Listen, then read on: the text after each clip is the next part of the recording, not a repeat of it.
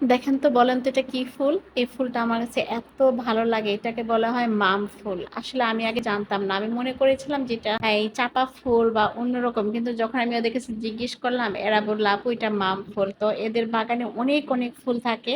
তো আমি ফুলগুলো খুব পছন্দ করেছিলাম। পরে আমাকে বলে, আপু আপনারা যেন, আপনারা কত ফুল লাগবে, আপনাদের কি আর নেই? 100-200 ফুল আপনাকে দিয়ে দিব। আমাদের ফুলের বাগান। তো যাই হোক, এখানে একটা দরবারের ঘর সাজানো হচ্ছে। ফুলগুলা দেখে আমি আর ভিডিও না করে পারলাম না, কারণ ফুলগুলা রীতিমতো আমার সবসময়, আমি ফুলের প্রতি একটু দুর্বল। কিছু মানুষ আছে না যে কিছু দিকে দুর্বল থাকে, তো মেয়েরা কিন্তু, মেয়েদের, সব মেয়েদের এরকম হয় কিনা জানি না, কিন্তু আমি ফুল খুব পছন্দ করি। আর এদের ডেকোরেশনটা অনেক সুন্দর হয়েছে, এরা খুব সুন্দর করে সাজাতে পারে। এরা ফুলের বাগান, নিজেদেরই ফুলের বাগান, তার মধ্যে এসে আপনারা যদি টাকা দিতে চান, টাকা দিয়ে আপনারা টাকা দিবেন, আপনাদেরকে এসে মন মতো আপনারা যেরকম ডিজাইন বলবেন সেই রকম ডিজাইন করে এরা আপনাকে ফুলের ঘর বানিয়ে দিবে।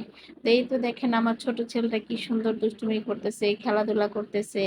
মানে ওর কাজই হলো এটা, জয় এখানে যায় সেখানে যায় দুষ্টুমি করে। ওর জন্য কোনো ফুল মালা গেঁথে পারে না, ও অনেক দুষ্টুমি করতেছে। দেখেন কত সুন্দর করে ডেকোরেশন করে সাজানো হয়। এটা অনেক দিনের একটা পুরনো ভিডিও ছিল, তো ভাবলাম আজকে সেই ভিডিওটা আপনাদের সাথে শেয়ার করি। আপনারাও দেখেন যে এত সুন্দর করে কাঁচা ফুল দিয়ে কি সুন্দর করে একটা ঘর বানাতে পারে, অনেক সুন্দর, অসম্ভব সুন্দর হয়। তো এটা যদি একটা বিল্ডিং, একটা ছাদওয়ালা ঘর হইতো তাহলে কিন্তু আরো সুন্দর লাগতো। আসলে এটা কোনো মানে ছাদ নাই, তো তার জন্য অতটা ভালো লাগে না, কিন্তু ছাদওয়ালা ঘর হলে মারাত্মক হইতো।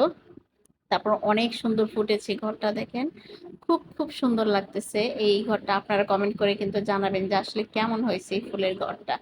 আমার কাছে দারুণ লাগছে, দারুণ। আর এত সুন্দর কাঁচা ফুলের সুবাস, মনে হচ্ছে যে কোনো, অনেকে দেখলে, না দেখলে বিশ্বাস করবেন না, অনেকে বলবেন হয়তো বা প্লাস্টিকের ফুল, কিন্তু এটা কিন্তু রিয়েল কাঁচা ফুল।